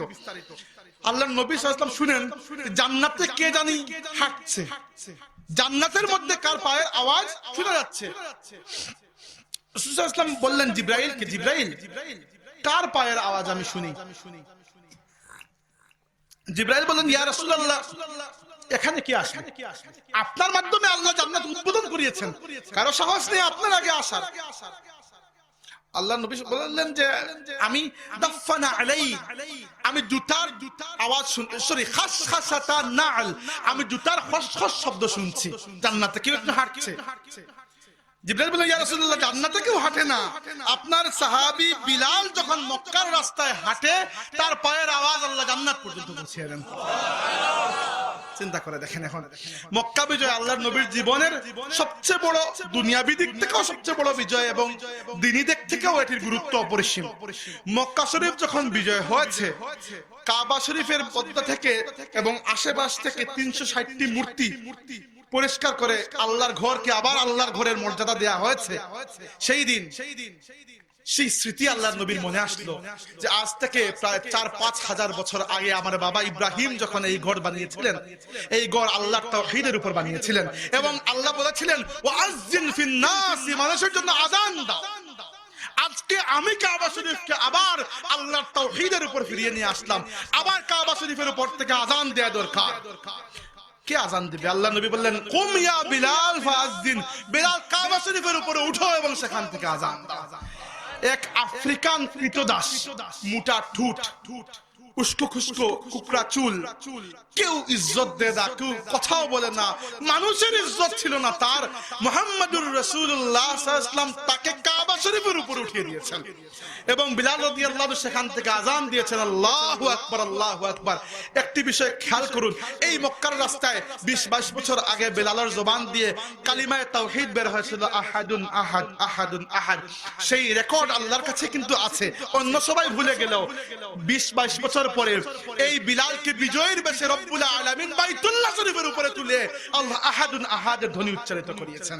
আল্লাহর জন্য কোন ত্যাগ, মুহাম্মদুর রাসূলুল্লাহর মহব্বতে কোন কুরবানি কখনো আল্লাহর কাছে বেকার যায় না। যা বলছিলাম আল্লাহ, এরপরে সূরা মুনাফিকুন, আমরা আগে মধ্যপথে এই বিষয়গুলো বলছি যেন আপনাদের উপলব্ধিটি একটু গভীর হয়।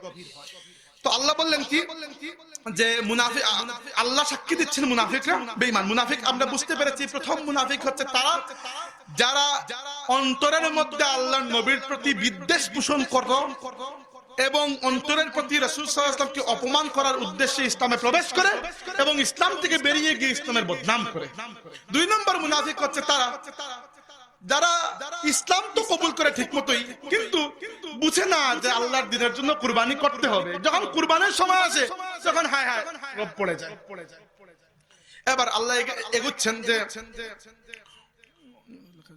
ইত্তাখাযু আইমানাহুম জুন্নাতান ফাসাদ্দু আন সাবিলিল্লাহ ইন্নাহুম সাআ মা কানু ইয়ামালুন। মুনাফিকের একটি অভ্যাস, তারা তাদের কসমকে খুব বেশি ব্যবহার করে নিজেদেরকে বাঁচানোর জন্য। এটি মুনাফিকের একটি খাস আলামত, যেটি কোরআন শরীফ থেকে আমরা পাই। অযথা কসম করে নিজের দোষকে লুকানোর জন্য। কিভাবে? এই তাবুকের যুদ্ধে রাসূলুল্লাহ সাল্লাল্লাহু আলাইহি ওয়াসাল্লাম বলেছেন যে আল্লাহর পক্ষ থেকে আয়াত নাযিল হয়েছে ইনফিরু খিফাফান ওয়া সিকালান, সবল থাকো আর দুর্বল থাকো। তাবুকের যুদ্ধে অংশগ্রহণ করা ফরজে আইন। এবার সাহাবীরা তো অংশগ্রহণ করেছেন, মুনাফিকরা অংশগ্রহণ করেনি। এক সাহাবীর খোঁজ পাওয়া যাচ্ছে না। তিনি হচ্ছেন আবু যর গিফারি রাদিয়াল্লাহু আনহু। আবু যর গিফারি রাদিয়াল্লাহু আনহু একজন অনন্য অসাধারণ সাহাবী ছিলেন। তার নিজের একটি আলাদা মাযহাব ছিল। সেই মাযহাব অনুযায়ী 4 দিরহামের বেশি টাকা কামানো হারাম। এবার এই ফতোয়া অবশ্য কেউ গ্রহণ করে নাই, তিনি একাই গ্রহণ করেছেন। তিনি বলতেন যাকাত কেন দেব, যাকাতের পরিমাণ সম্পদ হাতে রাখাও হারাম। সর্বোচ্চ 4 টাকা থাকতে পারে, 4 টাকার বেশি মালিক যে সে হারাম। আল্লাহ নবী বললেন দেখো এটা তোমার তাকওয়া, এটা সবার উপর তো আমি চাপিয়ে দিতে পারি না। সবার উপর আইন হচ্ছে যে যাকাত যদি দিয়ে দাও পরবর্তীতে কয়েক হাজার কোটি টাকার মালিক হলে এগুলো হালাল। এজন্য আবু যর তুমি মানুষের সাথে বেশি মিশবে না, তুমি আলাদা থাকবে। এবং দেখো কখনো রাজনীতিতে নেতৃত্ব দিতে আসবে না, কারণ নেতাকে একটু দুনিয়াদার হতেই হবে। কারণ নেতা যদি একেবারে দলবে ফকির হয় তাহলে কিভাবে চলবে বলেন? এবার এর মানে এই নয় যে নেতাকে খুব বড় বাটপার হতে হবে, বাটপার হলে চলবে না, কিন্তু খুব বেশি দরবেশ হলে তো এই দুনিয়াতে কাজ চালানো সম্ভব নয়। এবার সব সাহাবীরা যুদ্ধে বের হওয়ার পরে নিজের আত্মীয় স্বজনের ব্যাপারে খোঁজ নিচ্ছেন যে আমার আত্মীয়দের মধ্য থেকে কে যুদ্ধে আসলো কে না। কারণ এই যুদ্ধে আল্লাহ মুমিন মুনাফিকের পার্থক্য করবেন। যদি নাউজুবিল্লাহ আমার কোনো আত্মীয় বাদ পড়ে থাকে তাহলে সে আল্লাহর দরবারে মুনাফিক হয়ে যাবে। সব সাহাবী খোঁজ করছেন, আল্লাহর নবী কেবল তার সাহাবী আবু যর গিফারির খোঁজ করছেন। রাসূলুল্লাহ সাল্লাল্লাহু আলাইহি ওয়াসাল্লামের সাথে আবু যর গিফারির এক মহব্বত ছিল। আবু যর গিফারি সেই ব্যক্তি যিনি গিফার গোত্রের অধিবাসী। গিফার গোত্র ছিল ডাকাত গোত্র, এদের কাজ ছিল ডাকাতি করা। আরবে 2টি গোত্র ছিল খুব বিখ্যাত, একটি হচ্ছে গিফার আর একটি হচ্ছে সালামা। এরা প্রায় সময় কি করত, হাইওয়েতে যাওয়ার সময় ডাকাতি করত। তিনি সেই ডাকাত গোত্রের এক যুবক তার ভাইয়ের কাছ থেকে সংবাদ শুনেছেন যে মক্কা শরীফে মুহাম্মদ নামক একজন নিজেকে নবী দাবি করছেন। এটা ওই প্রাচীন প্রথম যুগে তিনি এসেছেন মক্কা শরীফে। কিন্তু মক্কা শরীফে আসার একটি সমস্যা, তারা তো ডাকাত গোত্রের মানুষ। এবার মক্কার মানুষ তাদেরকে দেখলে তো ছাড়বে না, অনেক ডাকাতি করেছে, আজকে পেয়েছে তোমাকে। তো তিনি কি করেছেন, রাতের অন্ধকারে এসে কাবা শরীফের গিলাফের মধ্যে নিজেকে লুকিয়ে ফেলেছেন। এভাবে দিন যায় আল্লাহর নবীকে তিনি শেষ পর্যন্ত আইডেন্টিফাই করতে পেরেছেন এবং বুঝতে পেরেছেন আল্লাহর নবীর সাথে কারা কারা থাকেন। তখন মুসলমানের সংখ্যা 4 কি 5 জন, মাত্র 4 কি 5 জন। এক সময় তিনি এক রাতে আল্লাহর নবীর সাথে গিয়ে সাক্ষাৎ করলেন। বললেন ইয়া রাসূলুল্লাহ আমার নাম হচ্ছে আবু যর, আমি গিফার গোত্র। আল্লাহর নবী অবাক, তুমি এখানে কিভাবে এলে, কি করো? ইয়া রাসূলুল্লাহ আমি আপনার কথা শুনেছি, আমি আপনার হাতে হাত থেকে ইসলাম কবুল করতে এসেছি। রাসূলুল্লাহ সাল্লাল্লাহু আলাইহি ওয়াসাল্লাম বললেন তুমি কখন আসলে? তিনি বললেন ইয়া রাসূলুল্লাহ অনেক দিন আগে। তা থাকো কোথায়? তিনি বললেন ইয়া রাসূলুল্লাহ আমি কাবা শরীফের গিলাফের মধ্যে ঝুলে লুকিয়ে থাকি। তো খাও কি? ইয়া রাসূলুল্লাহ কিছুই খাই না, শুধু রাতে সবাই যখন ঘুমিয়ে পড়ে অন্ধকার হয়ে যায় আমি বের হই জমজমের কাছে যাই, জমজম কূপ থেকে একটু পানি খেয়ে আসি, আল্লাহ পেট ভরিয়ে দেন। তো অবাক সাহাবীরা তুমি কয়দিন ধরে এরকম অবস্থায় আছো? তিনি বললেন ইয়া রাসূলুল্লাহ প্রায় 1 মাস। প্রায় 1 মাস ধরে এক বান্দা ঝুলে আছেন কাপড়ের সাথে। ত্যাগ এটিকে বলা হয়। আল্লাহ নবীর হাতে ইসলাম কবুল করলেন, তার এলাকায় ফিরে গেলেন। প্রায় 18 বছর পরে আল্লাহ নবীর সাথে তার দেখা হয় না, তিনি নিজের দলে ফিরে গিয়েছেন। আল্লাহ নবী এর মধ্যে মক্কা শরীফ থেকে মদিনায় হিজরত করেছেন, ওখানে মোটামুটি ইসলাম ছড়িয়ে পড়েছে। এরপরে আবু যর গিফারি 18 বছর পরে ফিরে আসলেন মদিনায়। এসে জিজ্ঞাসা করলেন ইয়া রাসূলুল্লাহ আমাকে আপনি চিনতে পেরেছেন? আল্লাহ নবী বললেন হ্যাঁ চিনতে পেরেছি, তোমার নাম হচ্ছে আবু নামলা। তিনি বললেন ইয়া রাসূলুল্লাহ আবু নামলা নয়, আমার নাম হচ্ছে আবু যর। বিষয়টি হচ্ছে আরবিতে জর বলা হয় পিঁপড়াকে, নামলা বলা হয় পিঁপড়াকে। আল্লাহ নবী মনে রেখেছেন তোমার নাম পিঁপড়া, কিন্তু জর না নামলা এটি ভুলে গেছেন। এজন্য বললেন ইয়া তোমার নাম হচ্ছে আবু নামলা। তিনি বললেন ইয়া রাসূলুল্লাহ আবু নামলা নয়, আমার নাম হচ্ছে আবু যর। তখন রাসূল সাল্লাল্লাহু আলাইহি ওয়াসাল্লাম জিজ্ঞাসা করলেন এত বছর পরে তুমি এত বছর কোথায় ছিলে? তিনি বললেন ইয়া রাসূলুল্লাহ আমি আমার 2টি গোত্র আছে, একটির নাম হচ্ছে গিফার, একটি সালামা, ডাকাতেরা। ওইখানে ইসলামের দাওয়াত দিচ্ছিলাম। তো তো কি করেছো? ইয়া রাসূলুল্লাহ, আমি একজনের দাওয়াতে দুইটা গোত্রের সব মানুষ ইসলাম কবুল করে ফেলেছে আমার হাতে। এই নজরানা নিয়ে এসেছি আপনার কাছে। আল্লাহ নবী তাকে খুব মহব্বত করতেন, সব সময় একা থাকতেন, কারণ তার ভাষায় সম্পদ অর্জন করাই হারাম। এবার এটি তার তাকওয়া কিছু করেননি, তিনি নিজের উপর এটি ওয়াজিব করে নিয়েছেন। সব সাহাবী তাবুকের যুদ্ধে বের হওয়ার পরে আশেপাশে দেখছেন যে আমার কোনো ভাই বেরাদর বাকি আছে কিনা। আল্লাহর নবী দেখছেন আমার আবু যর গিফারি বাকি আছে কিনা, মহব্বত। তখন দেখা গেল আবু যর গিফারি উপস্থিত নেই। রাসূল সাল্লাল্লাহু আলাইহি ওয়াসাল্লাম টেনশনে পড়ে গেলেন যে আল্লাহ যেন আমার আবু যরকে মুনাফিক ডিক্লেয়ার না করে দেন, কারণ আল্লাহ যদি মুনাফিক ডিক্লেয়ার করে দেন কারো কিছু করার তো নেই। 3 দিন পরে রাসূল সাল্লাল্লাহু আলাইহি ওয়াসাল্লাম এক জায়গায় বিশ্রাম নিয়েছেন। হঠাৎ করে দেখা গেল দূর থেকে একটি আবছায়া দেখা যাচ্ছে, মরুভূমির মধ্যে মরীচিকার মতো দেখা যাচ্ছে। সব সাহাবী দোয়া করলেন, আল্লাহ আমার ওই আত্মীয় যেন হয়ে যান, তাইলে আমি বেঁচে গেলাম, আমার পরিবার বেঁচে গেল। আল্লাহর নবী দোয়া করছেন, আল্লাহুম্মা কুন আবা যার, আল্লাহুম্মা কুন আবা যার, আল্লাহ এটি যেন আমার সাহাবী আবু যর গিফারি হয়। কাছে আসার পরে দেখা গেল সত্যি আবু যর গিফারি হেঁটে, পিঠে একটি বস্তা, হেঁটে হেঁটে আসছেন। আল্লাহর নবী দেখে চোখের পানি ছেড়ে দিলেন, বললেন রাহিমাল্লাহু আবা যার ইয়ামশি ওয়াহদাহু ওয়া ইয়ামুতু ওয়াহদাহু ওয়া ইয়াবআসু ওয়াহদাহু। আল্লাহ আমার আবু যরের উপর রহম করুন, সে দুনিয়াতে থাকেও একা, চলছে একা, মরবে একা, কিয়ামতের দিন সে একা এক উম্মত হয়ে আল্লাহর সামনে দাঁড়াবে। তখন সাহাবীরা জিজ্ঞেস করলেন, কি ভাই কি অবস্থা? 3 দিন পরে, তাও হেঁটে। ভাই এত, তাবুক কোন জায়গা? তাবুক আরবের শেষ মাথা, হেঁটে যাওয়া জীবনেও সম্ভব না।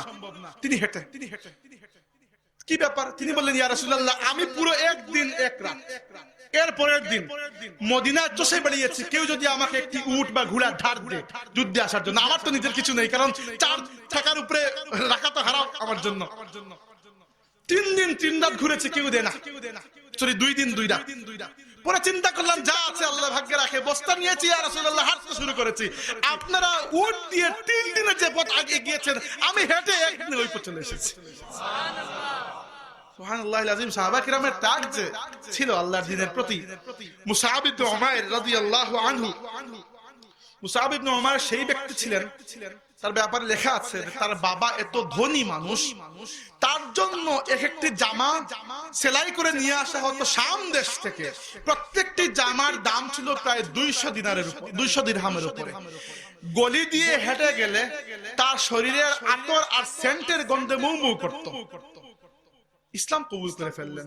তখন বাবা মারা গেছেন, তার মা তাকে বন্দি করে রাখলেন, খাবার দেন না। তবুও তিনি আল্লাহর নবীর কাছে যাবেন, বয়স কম। এরপরে জিঞ্জুর দিয়ে বেঁধে রাখা হলো। এরপরে কি করা হলো, তার চাচা তাকে প্রহার করে সমস্ত কাপড় খুলে একেবারে নগ্ন অবস্থায় বের করে দিলেন ঘর থেকে। পরবর্তী জীবন তিনি একটা বস্তা পরে কাটিয়েছেন। আল্লাহর নবী সাল্লাল্লাহু আলাইহি ওয়াসাল্লাম একবার দেখলেন যে মুসআব ইবনে উমাইর রাদিয়াল্লাহু আনহু আসছেন, একটা বস্তা পরা, মোটামুটি 70টা ঢাকা, আর কিছুই নেই। আল্লাহর নবীর চোখ দিয়ে পানি পড়ল যে আমি নিজে এই যুবককে দেখেছি, তার জন্য কি কি ধরনের সাজ সরঞ্জাম তার বাবা মা ব্যবস্থা করত, আর আজ আল্লাহর দ্বীনের জন্য সে একটি বস্তা পরে হাঁটছে, ঘরে জায়গা পায় না। মুসআব ইবনে উমাইর রাদিয়াল্লাহু আনহুকে আল্লাহর নবী পাঠিয়ে দিলেন মদিনায়। তিনি নিজে যাওয়ার 2 বছর আগে আল্লাহর নবী 2 বছর পরে মদিনায় গিয়েছেন। এই 2 বছরে এক মুসআব ইবনে উমাইর রাদিয়াল্লাহু আনহুর দাওয়াতে মদিনা শরীফের প্রত্যেকটি ঘরে ঘরে ইসলাম প্রবেশ করেছে। উহুদের যুদ্ধে, বদরের যুদ্ধে এবং উহুদের যুদ্ধে, 2 যুদ্ধে মুসলমানদের পতাকাবাহী ছিলেন মুসআব ইবনে উমাইর। উহুদ যুদ্ধে কাফিররা চিন্তা করলো যে মুসলমানদের পতাকাবাহীকে হত্যা করতে হবে। তারা এখন দেখেন একজনের হাতে যদি পতাকা থাকে সে একটু দুর্বল, কারণ কি এক হাতে যুদ্ধ করতে হবে, ওই হাত দিয়ে তো পতাকা বাঁচাতে হবে। তো তারা মুসআব ইবনে উমাইরের সাথে যুদ্ধ করলে এবং এক ফাঁকে পতাকা যে হাতে, সেই হাতটি এক জায়গায় কেটে ফেলে। তিনি পতাকাটি পড়তে দিলেন না, কারণ এই পতাকায় আল্লাহ এবং আল্লাহর রাসূলের নামটি লেখা। ধরে ফেললেন ওই হাত দিয়ে। এবার তরবারি কিন্তু হাতে নেই, ওই হাত কেটে ফেলা হলো। তিনি 2 হাতের যে অংশটুকু বাকি ছিল ওগুলো দিয়ে আল্লাহ কালিমার পতাকা জড়িয়ে দাঁড়িয়ে থাকলেন, টুকরো টুকরো করে, প্রায় মানে গলা কেটে তাকে জমিনে গিরানো হলো। যুদ্ধের পরে সাহাবায়ে কেরাম লাশ থেকে কেঁদে ফেললেন, বললেন ইয়া রাসূলুল্লাহ, আপনার সাহাবী মুসআব ইবনে উমাইর এই অবস্থা, একটি বস্তা ছাড়া শরীরে আর কিছুই নেই। এবার শহীদকে কিন্তু গোসল দেওয়া যায় না, শহীদের কিন্তু কাফন নেই, শহীদের যে শরীরের যে লিবাস সেটি তার কাফন, শহীদের মর্যাদা আলাদা। এবার ইয়া রাসূলুল্লাহ মুসাবের এই যে বস্তা সেটি মাথা পর্যন্ত ঘুরলে, মাথা থেকে ঢাকলে পা বেরিয়ে যায়, পা ঢাকলে মাথা বেরিয়ে যায়। আল্লাহর নবী বললেন তোমরা একটা কাজ করো, মাথা ঢাকো বস্তা দিয়ে, মাথা থেকে যতটুকু যায়, আর পরবর্তী জায়গাটুকু আমার সাহাবীর জন্য তোমরা ঘাস দিয়ে ঢেকে দাও। আল্লাহর দিনের জন্য ত্যাগ একটু দেখেন। সম্মানিত হাজিরিন, মুনাফিকদের ব্যাপারে আল্লাহ যেটি বলেছেন যে এরা কি করে, তাদের কসমকে ব্যবহার করে আল্লাহর দিন থেকে মানুষকে সরিয়ে রাখার জন্য। আজকাল আবার কসম ব্যবহার করা হয় না, আজকাল প্রপাগান্ডা ব্যবহার করা হয়। আজকাল মুফতি ছাড়াও তো অনেক মানুষ ফতোয়া দেয়, এভাবে দেওয়ার ফলে কি হয়, মানুষকে আল্লাহর দিনের ব্যাপারে সন্দেহ বাতিক করে তোলা হয়। এটি মুনাফিকের আলামত। এরপরে আগে এগিয়ে যাই আমরা, কোন আয়াতে ছিলাম, ওয়াইজা কিলা লাহুম তাআলাউ ওয়াইজা রাআইতাহুম তু'জিবুকা আজসামুহুম ওয়া ইন ইয়াকুলু তাসমা' লিকাওলিহিম কাআন্নাহুম খুশুবুম মুসান্নাদা। খুব গুরুত্বপূর্ণ মুনাফিকের আলামত। আল্লাহ বলছেন ওয়াইজা রাআইতাহুম তু'জিবুকা আজসামুহুম, ইয়া রাসূলুল্লাহ যখন তাদেরকে দেখবেন, মুনাফিকদেরকে, তাদের চাল চলন, লিবাস, আচার ব্যবহার আপনাকে মুগ্ধ করবে, মনে হবে এর চেয়ে বড় মুত্তাকি আর আল্লাহর জমিনে আর নেই। وإذا قيل لهم تعالوا يستغفر لكم رسول الله تعجبك أجسامهم وإن يقولوا تسمع لقولهم كأنهم خشب مسندة। আর যখন তাদেরকে বলা হয় যে আল্লাহর নবীর কথা তোমরা শুনো, এই কথার উপর আমল করো, এমন ভাবে নির্জীব হয়ে বসে থাকে মনে হয় কাঠের খন্ড। এটি কি জন্য, কিভাবে? দেখেন রাসূলুল্লাহ সাল্লাল্লাহু আলাইহি ওয়াসাল্লাম সাহাবীদেরকে কাজে লাগিয়েছেন, ইসলামের দাওয়াত দিয়েছেন, দাওয়াত শুনে যারা এসেছে আল্লাহর নবী তাদেরকে কাজে লাগিয়েছেন। মুনাফিকদের জীবনের টার্গেট হচ্ছে কাজ না করা, নামাজেও দাঁড়াতে তারা চায় না। আল্লাহ বলেছেন ওয়াইজা কামু ইলাস সালাতি কামু কুসালা ইউরাউনান নাস, নামাজে দাঁড়ায় ওখানে মেরমেরে অবস্থায় দাঁড়ায় এবং মানুষকে দেখানোর জন্য দাঁড়ায়। এবার আল্লাহর নবীর ফরমান হচ্ছে দিনের জন্য রাস্তায় নামো। মুনাফিকদের চক্রান্ত কি, রাস্তায় নামবো না, ঘরে বসে তাসবিহ তাসবিহ পড়ে যদি কোনো মতে আদায় হয়ে গেলে তো বাঁচি। আল্লাহর দিনের রক্ষার জন্য যারা রাস্তায় নামে তারা মুমিন। আল্লাহর দ্বীনকে বাঁচানোর স্বার্থে যারা ঘাম রক্ত ঝরায় তারা মুমিন। আর আল্লাহর দ্বীন একদিকে বিক্রি হয়ে যাচ্ছে, আর যারা ঘরে বসে খালি তাসবিহ পাঠ করে আর মানুষকে দেখানোর জন্য লেবাস পরে বসে থাকে এরা হচ্ছে মুনাফিক। এটি সর্বযুগে সবার জন্য প্রযোজ্য, যে যুগে যার উপর লাগে, যার উপর ফিট তার উপর গিফট। আমরা আগাই, বেশি সময় তো নাই, আর 10 মিনিটের মধ্যে 5 থেকে 10 মিনিটের মধ্যে সর্বোচ্চ শেষ করবো ইনশাআল্লাহ। এরপরে আমরা আসি, আল্লাহ বলেছেন ওয়াইজা কিলা লাহুম তাআলা ইস্তাগফির লাকুম রাসূলুল্লাহ। এটি খুব গুরুত্বপূর্ণ আয়াত এই দিক থেকে। মুনাফিকদেরকে যখন বলা হয় তোমরা আসো আল্লাহর নবীর কাছে, দেখো মুনাফিকরা আল্লাহকে কিন্তু অস্বীকার করত না, তারা কাকে অস্বীকার করত? রাসূলুল্লাহ সাল্লাল্লাহু আলাইহি ওয়াসাল্লামকে। তাদেরকে ডাকা হচ্ছে তোমরা আল্লাহর নবীর কাছে আসো। দেখেন মুনাফিককে মুমিন বানানোর জন্য শানে মুস্তাফার পাঠ পড়তে হবে, দইলে হবে না। কারণ আল্লাহকে তো অস্বীকার করেনি, তারা কি করেছে? আমান্না বিল্লাহি ওয়া বিল ইয়াউমিল আখির ওয়া মা হুম বিমুমিনিন, ঈমান এনেছে আল্লাহর প্রতি, আখিরাতের প্রতি, তবুও মুমিন নয়। এই মুনাফিকরা, তাদেরকে বলা হতো রাসূলের দিকে আসো, তখন তারা কি করত? মুখ ঘুরিয়ে চলে যেত, মুখ ঘুরিয়ে চলে যেত। এরপরে আল্লাহ ডিক্লেয়ার দিয়ে দিয়েছেন ওয়াইন তাস্তাগফির লাহুম ৭০ মাররাতান ফালান ইয়াগফিরাল্লাহু লাহুম। ইয়া রাসূলুল্লাহ আপনি তাদের জন্য ক্ষমা প্রার্থনা করুন কিংবা না করুন, এই মুনাফিকরা যারা আপনার সাথে শত্রুতা করেছে আল্লাহ কখনো তাদেরকে ক্ষমা করে দেবেন না। এরপর আল্লাহ বলেছেন যে ইয়াকুলুনা, আমি একটা আয়াত ছেড়ে এসেছি এখানে, আয়াতটি মনে পড়ছে না, বাদ দেই। ইয়াকুলুনা লা ইন রাজা'না ইলাল মাদিনাতি লা ইখরিজান্নাল আ'আজ্জু মিনহাল আযাল। ওই আব্দুল্লাহ ইবনে উবাইর ঘটনা, যে মুনাফিকরা দাবি করছে মক্কায় প্রবেশ করার, মদিনায় প্রবেশ করার পরে আমরা মক্কাবাসীদেরকে তাড়িয়ে দেব। তারা জানে না যে ওয়ালিল্লাহিল ইজ্জাতু ওয়া লিরাসূলিহি ওয়া লিল মুমিনিন, ইজ্জত কেবল আল্লাহর, আল্লাহর রাসূলের, এবং ইজ্জত সেই সকল মুমিনের যারা আল্লাহর নবীর মহব্বতে রিজক নিতে পারে।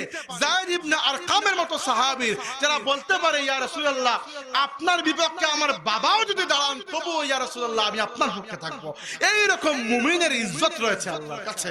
ওয়ালাকিন্নাল মুনাফিকিনা লা ইয়ালামুন, মুনাফিকরা কি জানে? মুনাফিকরা যদি আলিমদের নামে কটূক্তিও করে, আলিমদের নামে কুচ্ছাও রটনা করে, এতে আলিমদের মর্যাদা কমে যায় না, বরং ওয়ালিল্লাহিল ইজ্জাতু ওয়া লিরাসূলিহি ওয়া লিল মুমিনিন, আল্লাহর ইজ্জত, রাসূলের ইজ্জত এবং ইজ্জত সেই সকল মুমিনদের যারা আল্লাহর দ্বীনের জন্য জান মাল কুরবান করতে প্রস্তুত থাকে। হ্যাঁ, লাগুক কিংবা না লাগুক, কিন্তু প্রস্তুতি থাকে যে আল্লাহর দ্বীনের জন্য আমরা এই কুরবানিটুকু দিতে পারবো। আল্লাহ সুবহানাহু ওয়া তাআলা এই কুরবানি দেওয়ার জজবাটি যেন আমাদের সবার মধ্যে সৃষ্টি করে দেন।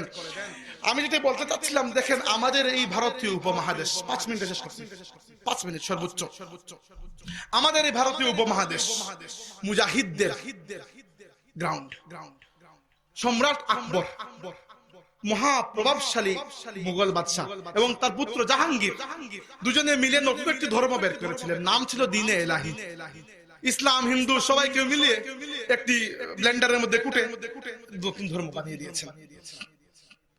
অনেক আলিম প্রতিবাদ করেছেন, 2-3 বার করার পরে যখন দেখেছেন না আকবরকে বোঝানো যাচ্ছে না জাহাঙ্গীরকে, বরং জুলুম সহ্য করা লাগে, রাজা বাদশাহ জালিম হলে তো জুলুম সহ্য করা লাগে, তারাও চুপ করে গিয়েছেন। আল্লাহর এক বান্দা চুপ করেন নাই, তিনি হচ্ছেন ইমাম আহমদ সিরহিন মুজাদ্দিদ আল-ফিসানি রাহমাতুল্লাহি আলাইহি।